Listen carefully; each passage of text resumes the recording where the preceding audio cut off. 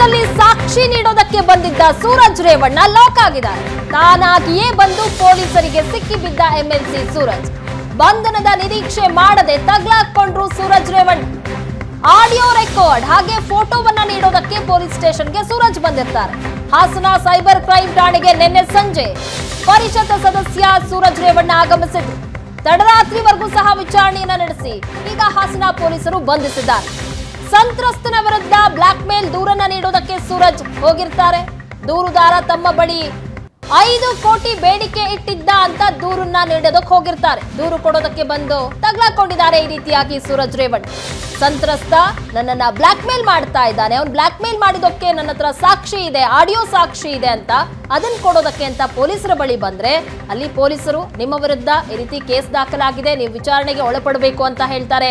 ಆಗ ನಿನ್ನೆ ತಡರಾತ್ರಿವರೆಗೂ ಸಹ ವಿಚಾರಣೆಯನ್ನ ನಡೆಸಿ ಇವತ್ತು ಬೆಳಗ್ಗೆ 8 ಗಂಟೆಗೆ ಅವರನ್ನ ಅರೆಸ್ಟ್ ಮಾಡಿದ್ದಾರೆ. ಸೂರಜ್ ರೇವಣ್ಣ ಅವರನ್ನ ಅರೆಸ್ಟ್ ಮಾಡಿ ಇನ್ನೂ ಸಹ ವಿಚಾರಣೆಯನ್ನ ನಡೆಸಲಾಗ್ತಾ ಇದೆ.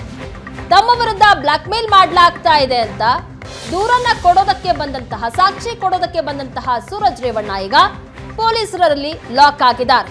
ದೂರು ಕೊಡೋದಕ್ಕೆ ಬಂದು ಈ ರೀತಿಯಾಗಿ ತಗ್ಲಾಕೊಂಡಿದ್ದಾರೆ ಸೂರಜ್ ರೇವಣ್ಣ ಆಪ್ತ ಬ್ಲಾಕ್ ಮೇಲ್ನ ದೂರನ್ನ ಸಲ್ಲಿಕೆ ಮಾಡಿರ್ತಾರೆ ಈ ಸಂತ್ರಸ್ತ ಯುವಕನ ವಿರುದ್ಧ. ಅದಾದ ಮೇಲೆ ನಿನ್ನೆ ಪೂರಕ ಸಾಕ್ಷಿಗಳನ್ನ ಕೊಡೋದಕ್ಕೆ ಅಂತ ಹೇಳಿ ಸೂರಜ್ ರೇವಣ್ಣ ಸ್ಟೇಷನ್ಗೆ ಹೋಗ್ತಾರೆ. ನನ್ನ ಬಳಿ ಆಡಿಯೋ ರೆಕಾರ್ಡ್ ಇದೆ, ಆತ ಬ್ಲಾಕ್ ಮೇಲ್ ಮಾಡಿದ್ದಾನೆ, ನಾನು ಈ ರೀತಿ ದೂರನ್ನು ಕೊಡ್ತೀನಿ, ನೀವು ದುಡ್ಡು ಕೊಡದೆ ಹೋದ್ರೆ ಅಂತ ಬ್ಲಾಕ್ ಮೇಲ್ ಮಾಡಿದ್ದಾನೆ ಅಂತ ಬ್ಲಾಕ್ ಮೇಲ್ ಕೇಸ್ನಲ್ಲಿ ಸಾಕ್ಷಿ ಕೊಡೋದಕ್ಕೆ ಅಂತ ಸೂರಜ್ ತೆರಳಿದ್ದು. ಅದು ಕೂಡ ಆ ಕೇಸ್ ಕೂಡ FIR ಆಗಿದೆ. ಜೊತೆಗೆ ಆ ಕೇಸ್ ಕೂಡ ವಿಚಾರಣೆ ಒಂದು ಕಡೆ ನಡೀತಾ ಇದೆ. ಈ ಮಧ್ಯೆ ಸಂತ್ರಸ್ತ ಯುವಕ ಕೂಡ ದೂರನ್ನ ಕೊಟ್ಟಂತಹ ಹಿನ್ನೆಲೆಯಲ್ಲಿ ಅದರಲ್ಲಿ ಸೆಕ್ಷನ್ 377, 506 ಮತ್ತು 342 ಕೇಸ್ ದಾಖಲಾಗಿರುವಂತಹ ಹಿನ್ನೆಲೆಯಲ್ಲಿ ಬ್ಲಾಕ್ ಮೇಲ್ ಕೇಸ್ನಲ್ಲಿ ಸಾಕ್ಷಿಗಳನ್ನು ಕೊಡೋದಕ್ಕೆ ಅಂತ ಸೂರಜ್ ಹೋಗಿ ಈಗ ತನ್ನ ವಿರುದ್ಧ ಇರುವಂತಹ ಸಲಿಂಗ ಲೈಂಗಿಕ ದೌರ್ಜನ್ಯದ ಆರೋಪದ ಕೇಸ್ ಏನಿದೆ ಆ ಕೇಸ್ನಲ್ಲಿ ವಿಚಾರಣೆಗೊಳಪಡಬೇಕಾಗತ್ತೆ. ಆಗ ವಿಚಾರಣೆ ನಡೆಸಿ ನಂತರ ಅರೆಸ್ಟ್ ಮಾಡಿದ್ದಾರೆ. ಈ ಬಗ್ಗೆ ಹೆಚ್ಚಿನ ಡೀಟೇಲ್ಸ್ ಕೊಡ್ತಾರೆ ನಮ್ಮ ಪ್ರತಿನಿಧಿ ಹರೀಶ್, ನೇರ ಸಂಪರ್ಕದಲ್ಲಿ ಜಾಯ್ನ್ ಆಗಿದ್ದಾರೆ. ಹರೀಶ್, ನಿನ್ನೆ ಸೂರಜ್ ತನಗೆ ಬ್ಲಾಕ್ ಮೇಲ್ ಮಾಡಲಾಗಿದೆ, ಆ ಆಡಿಯೋ ನನ್ನ ಹತ್ರ ಇದೆ, ಸಂತ್ರಸ್ತ ಮಾತನಾಡಿರುವಂತಹ ಆಡಿಯೋ ಅಂತ, ಅದನ್ನ ಪೊಲೀಸರಿಗೆ ಕೊಡೋದಕ್ಕೆ ಅಂತ ಹೋಗಿ ಲಾಕ್ ಆಗ್ಬಿಟ್ಟಿದ್ದಾರೆ. ನಿನ್ನೆ ಏನಾಯ್ತು ಹಾಗಾದ್ರೆ ಕಂಪ್ಲೀಟ್ ಆಗಿ?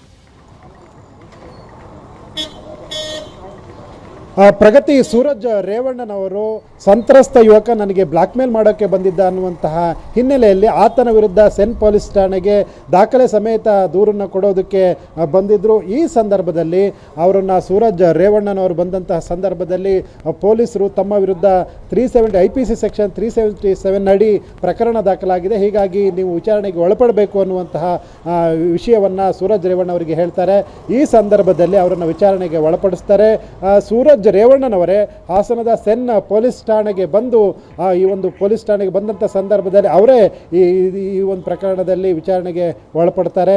ನಂತರದಲ್ಲಿ ಅವರು ಒಂದು ಭವಿಷ್ಯ 377 ಅಡಿ ಈ ಪ್ರಕರಣದಿಂದ ನಾನು ತಪ್ಪಿಸ್ಕೋಬೇಕು ಅಂದರೆ ತಪ್ಪಿಸ್ಕೊಳ್ಬೋದಂತ ಎಲ್ಲ ಸಾಧ್ಯತೆಗಳು ಇದ್ವು.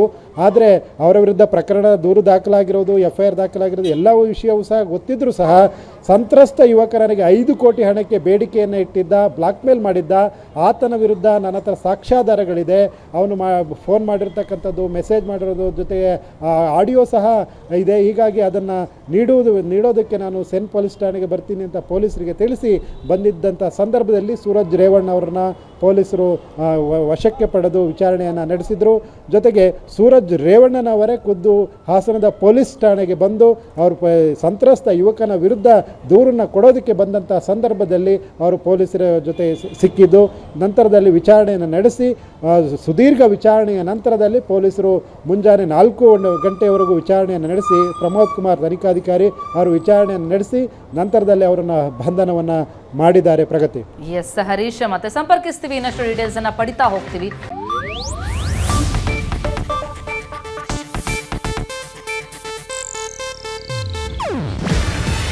ಇದು ಏಷ್ಯಾನೆಟ್ ನ್ಯೂಸ್ ನೆಟ್ವರ್ಕ್ ಪ್ರಸ್ತುತಿ.